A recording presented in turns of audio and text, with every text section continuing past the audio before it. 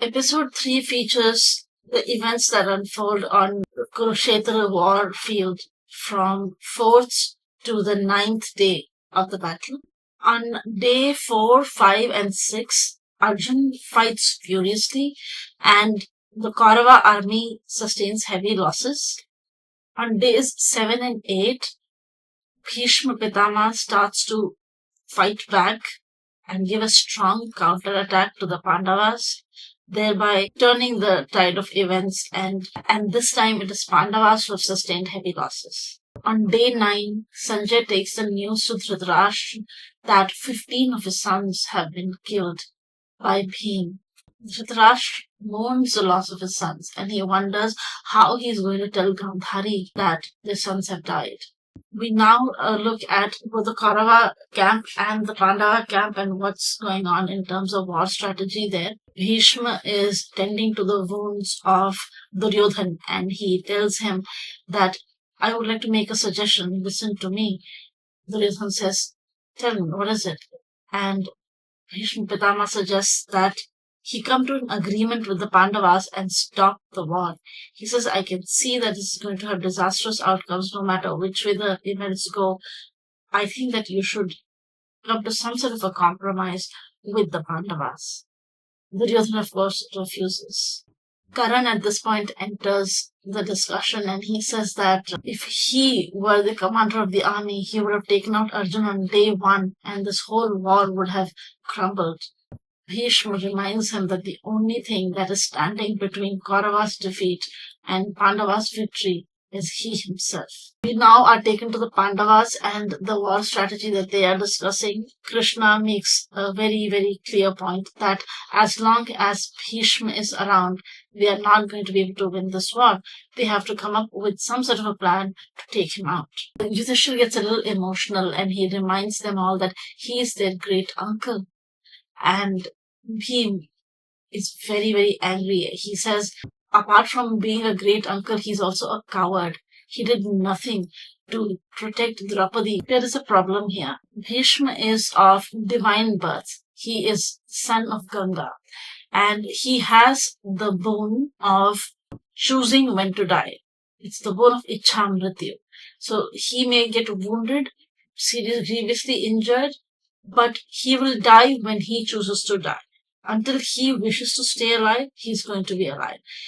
So now that becomes an obstacle for them. They don't know how to cross this barrier of the boon that he has. Krishna reminds them of Bhishma's blessing when Yudhishthira went to him on day 1. He says that if you need any suggestion or advice, you can approach me.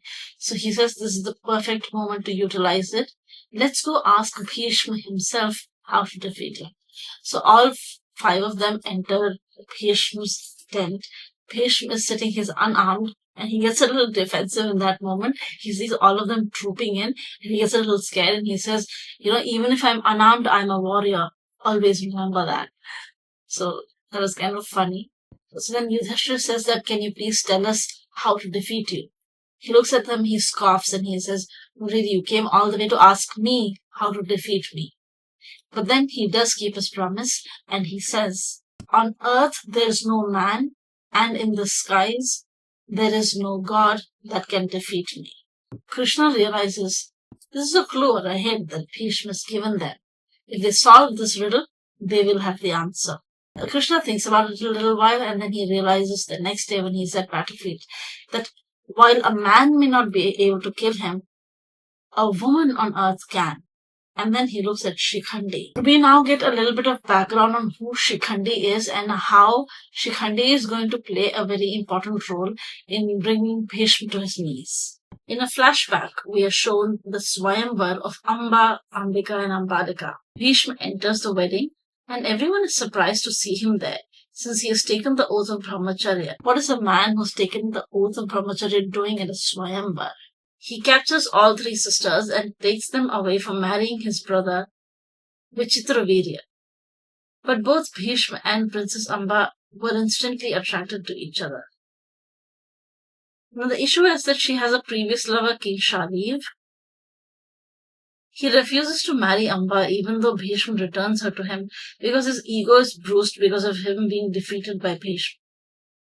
Now Amba comes to Bhishma and requests him to marry her. Due to his oath of brahmacharya, he is unable to marry her and politely rejects her offer of marriage. He gives her his bracelet and says this is all he can offer her, given the reality of his situation. From this moment on, she has nowhere left to go. She can't go back to her palace and get married and become a queen. She also cannot just live with Bhishma as an unmarried woman. So she decides to live as a man.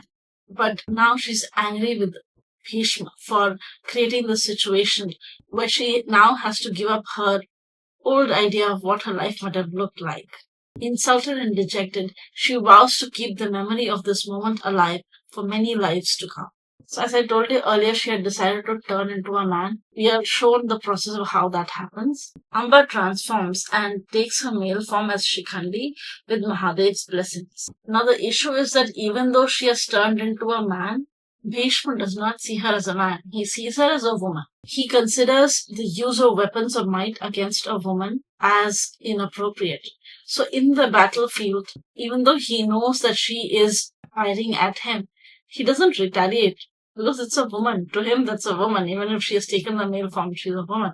So this rule that he has imposed on himself not to attack women, that gets in the way of him retaliating against Shikhandi. Shikhandi mortally wounds him, but then because he has Ichha Mrityu, he then becomes suspended between life and death, and he is lying in a bed of arrows for the rest of the Mahabharata.